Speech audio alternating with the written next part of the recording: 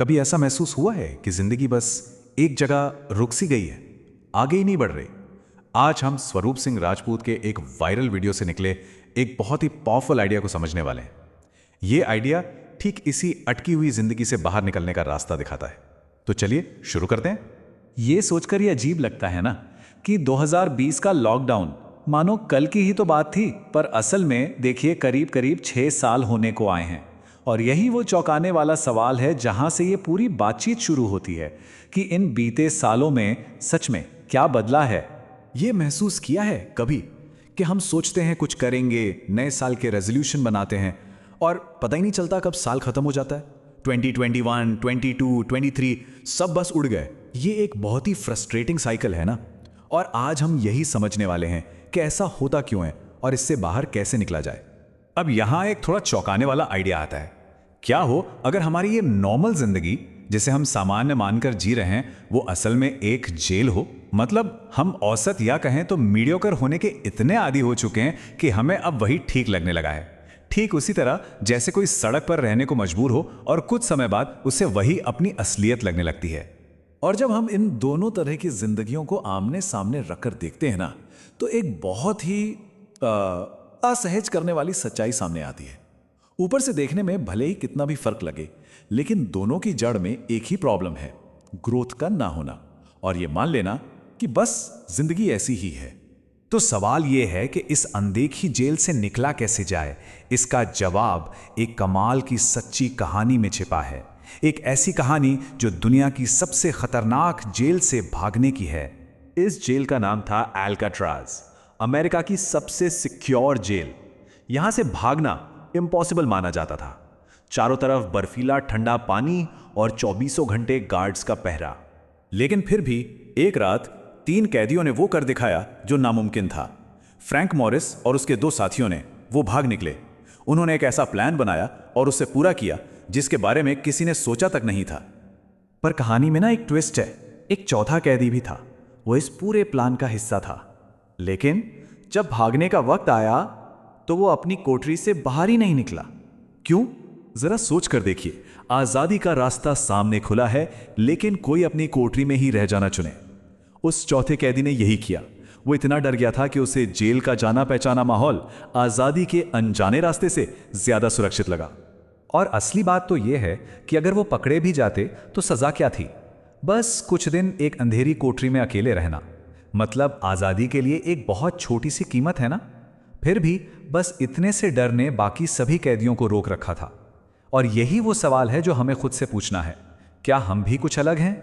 तो फिर हमारी अपनी जिंदगी की जेल की सलाखें क्या हैं? वो लोहे की तो है नहीं, वो बनी हैं उन छोटी छोटी चीज़ों से जो दिखने में तो हार्मलेस लगती हैं, लेकिन हम जिनके आदी हो चुके हैं।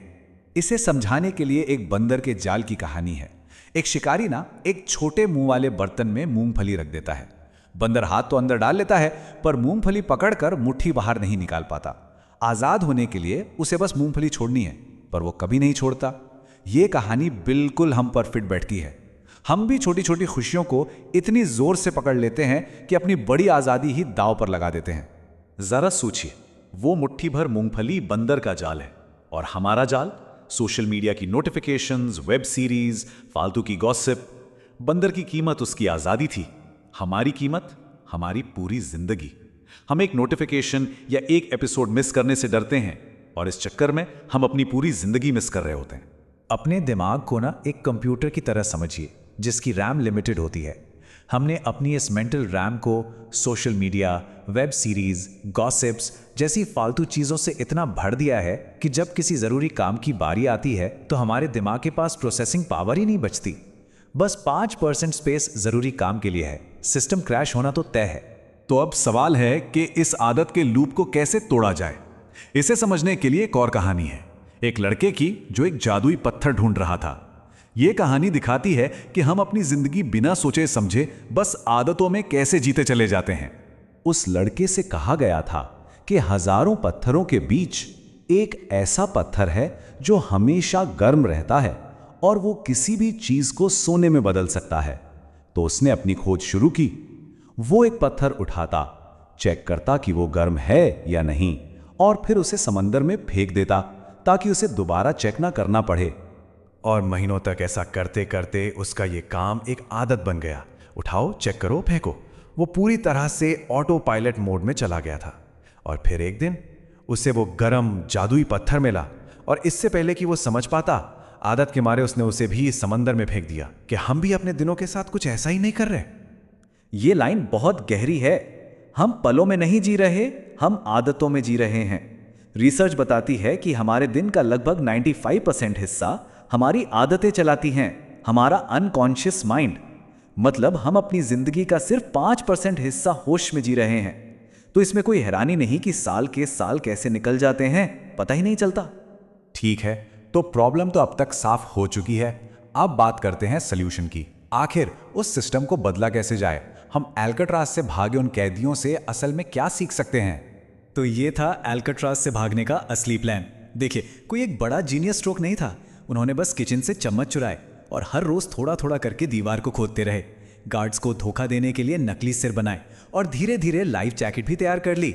और फिर बस सही मौके का इंतजार किया। उनका सीक्रेट कोई एक दिन का कमाल नहीं था, बल्कि 6 महीने तक हर रोज लगातार किए गए छोटे छोटे काम थे। तो अपनी जिंदगी से भागने का प्लान क्या है? पहला, कोई एक चीज चुने जो हासिल करनी है, सिर्फ एक। दूसरा, उस पर कम से कम 6 महीने काम करें, भले ही आगे का पूरा रास्ता साफ ना दिखे। तीसरा, खुद को ब्रेन वॉश करें, मतलब सिर्फ और सिर्फ अपने लक्ष्य से जुड़ा कंटेंट देखें, पढ़ें और सुनें। अपनी मेंटल रैम को बड़े लक्ष्यों से भरें, छोटी मोटी चीज़ों से नहीं। और सबसे ज़रूरी, सिर्फ आज के काम पर ध्यान दें।